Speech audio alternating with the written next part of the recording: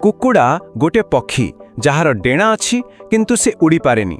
କେତେ ଅଜବ କଥା ନୁହେଁ କି? ଏଇଟା ଏମିତି ଏକ ରହସ୍ୟ ଯାହା ଆମ ଆଖି ସାମ୍ନାରେ ସବୁବେଳେ ଥାଏ। ତେବେ ଆଜି ଚାଲନ୍ତୁ ଏହି ଭୂମିରେ ରହିଯାଇଥିବା ପକ୍ଷୀର ରହସ୍ୟ ଉପରୁ ପର୍ଦ୍ଦା ଉଠାଇବା। ପ୍ରଶ୍ନଟା ବହୁତ ସିଧାସାଧା ଲାଗିପାରେ, ହେଲେ ଏହାର ଉତ୍ତର ସେତିକି ସହଜ ନୁହେଁ। ଗୋଟିଏ ପକ୍ଷୀ ଯାହାର ଡେଣା ଅଛି କିନ୍ତୁ ସେ ଆକାଶରେ ମନ ଇଚ୍ଛା ଉଡ଼ି ବୁଲି ପାରୁନି, ଏହା ପଛରେ ପ୍ରକୃତ କାରଣ କ'ଣ ହୋଇପାରେ? ଏହି ରହସ୍ୟର ସମାଧାନ କରିବାକୁ ହେଲେ ଆମକୁ ଜଣେ ଅନୁସନ୍ଧାନକାରୀ ଭଳି ସବୁ ପ୍ରମାଣକୁ ଗୋଟିଏ ଗୋଟି କରି ଦେଖିବାକୁ ପଡ଼ିବ। ତେବେ ଚାଲନ୍ତୁ ଆମର ଏହି ଅନୁସନ୍ଧାନ ଆରମ୍ଭ କରିବା। ଆଚ୍ଛା, ପ୍ରଥମେ ଗୋଟିଏ କଥା ସ୍ପଷ୍ଟ କରିଦେବା ଭଲ। କୁକୁଡ଼ାମାନେ ପୂରାପୂରି ଉଡ଼ି ପାରନ୍ତିନି ଏମିତି ନୁହେଁ।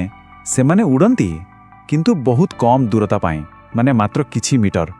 ସେମାନେ ପାରା କିମ୍ବା ଚିଲ ପରି ଘଣ୍ଟା ଘଣ୍ଟା ଧରି ଆକାଶରେ ଉଡ଼ି ପାରନ୍ତି ନାହିଁ।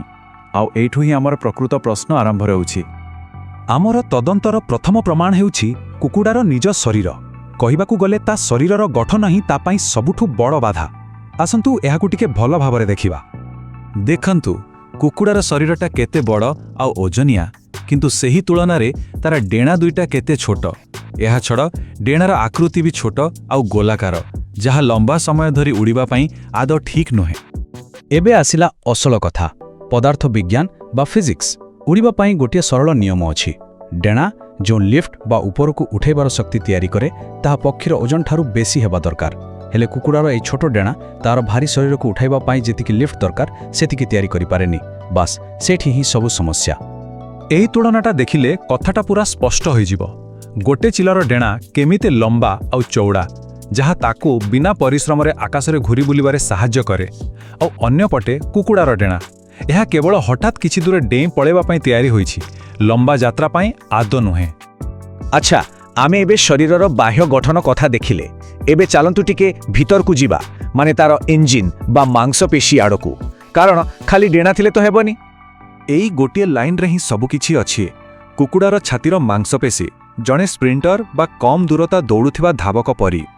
ସେମାନେ ହଠାତ୍ ବହୁତ ଶକ୍ତି ଲଗାଇ ପାରନ୍ତି, କିନ୍ତୁ ସେତିକି ଶୀଘ୍ର ଥକି ବି ଯାଆନ୍ତି। ସେମାନେ ମାରାଥନ୍ ଦୌଡ଼ାଳି ପରି ଲମ୍ବା ସମୟ ଧରି ଶକ୍ତି ବଞ୍ଚେଇ ରଖିପାରନ୍ତି ନାହିଁ। ଏହି ଚାର୍ଟଟାକୁ ଦେଖନ୍ତୁ, କେତେ ସ୍ପଷ୍ଟ ଭାବରେ ଦେଖାଯାଉଛି ପାର୍ଥକ୍ୟଟା।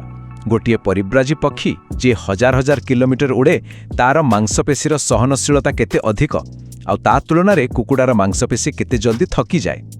କିନ୍ତୁ ଅପେକ୍ଷା କରନ୍ତୁ, କାହାଣୀ ଏତିକିରେ ସରିନି। ଏହା କେବଳ ଜୀବବିଜ୍ଞାନର କଥା ନୁହେଁ, ଏହା ପଛରେ ହଜାର ହଜାର ବର୍ଷର ଇତିହାସ ବି ଲୁଚି ରହିଛି, ଆଉ ସେଥିରେ ମଣିଷର ବି ଏକ ବଡ଼ ଭୂମିକା ଅଛି। ଏହି ଟାଇମ୍ଲାଇନ୍ଟା ବହୁତ କିଛି କହିଦେଉଛି। କଳ୍ପନା କରନ୍ତୁ ତ, ଆଜିର କୁକୁଡ଼ାର ଯେଉଁ ବଣୁଆ ପୂର୍ବଜ ଥିଲେ, ସେମାନେ କିନ୍ତୁ ବେଶ୍ ଭଲ ଉଡ଼ି ପାରୁଥିଲେ। କାହିଁକି? କାରଣ ଶିକାରୀଙ୍କଠୁ ବଞ୍ଚିବାକୁ ପଡ଼ୁଥିଲା। ହେଲେ ତାପରେ ପ୍ରାୟ 8000 ବର୍ଷ ତଳେ ମଣିଷ କାହାଣୀ ଭିତରକୁ ଆସିଲା। ଆମେ ତାଙ୍କୁ ପାଳିବା ଆରମ୍ଭ କଲୁ। ଆମର ଧ୍ୟାନ ଉଡ଼ିବା ଉପରେ ନଥିଲା, ଥିଲା ମାଂସ ଆଉ ଅଣ୍ଡା ଉପରେ। ଫଳରେ ପିଢ଼ି ପରେ ପିଢ଼ି ସେମାନେ ଓଜନିଆ ହୋଇଗଲେ, ଆଉ ଉଡ଼ିବାର ସେଇ ଦରକାରୀ ଗୁଣଟା କୁଆଡ଼େ ହଜିଗଲା। ତେବେ ଏବେ ସମୟ ଆସିଛି ଆମ ପାଖରେ ଥିବା ସବୁ ପ୍ରମାଣକୁ ଏକାଠି କରିବାର। ଆମର ଏହି ଅନୁସନ୍ଧାନର ଶେଷ ପର୍ଯ୍ୟାୟରେ ଚାଲନ୍ତୁ ଏକ ଚୂଡ଼ାନ୍ତ ନିଷ୍ପତ୍ତିରେ ପହଞ୍ଚିବା।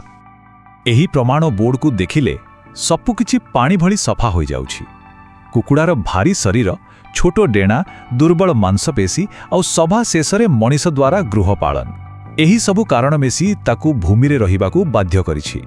ଏହା କୌଣସି ଗୋଟିଏ କାରଣ ନୁହେଁ, ବରଂ ଅନେକ କାରଣର ଏକ ମିଶ୍ରଣ। ତେଣୁ ଆମର ଅନୁସନ୍ଧାନର ଶେଷ ରାୟ ହେଉଛି, କୁକୁଡ଼ା ଉଡ଼ି ନ ପାରିବା ପଛରେ କୌଣସି ଗୋଟିଏ କାରଣ ନାହିଁ, ବରଂ ଏହା ହେଉଛି ତାର ଶରୀର ଗଠନ, ମାଂସପେଶୀର କ୍ଷମତା ଏବଂ ହଜାର ହଜାର ବର୍ଷର ମାନବ ଇତିହାସର ଏକ ମିଳିତ ଫଳ। ଶେଷରେ ଗୋଟିଏ କଥା ଭାବିବାକୁ ରହିଲା। ଯଦି ହଜାର ହଜାର ବର୍ଷର ମାନବୀୟ ହସ୍ତକ୍ଷେପ ଗୋଟିଏ ପକ୍ଷୀର ଉଡ଼ିବାର କ୍ଷମତାକୁ ଏତେ ବଦଳାଇ ଦେଇପାରେ, ତାହେଲେ ଭବିଷ୍ୟତରେ ଆଉ କ'ଣ ସମ୍ଭବ? ଏହି ପ୍ରଶ୍ନ ସହିତ ଆଜିର ଆଲୋଚନା ଏତିକି।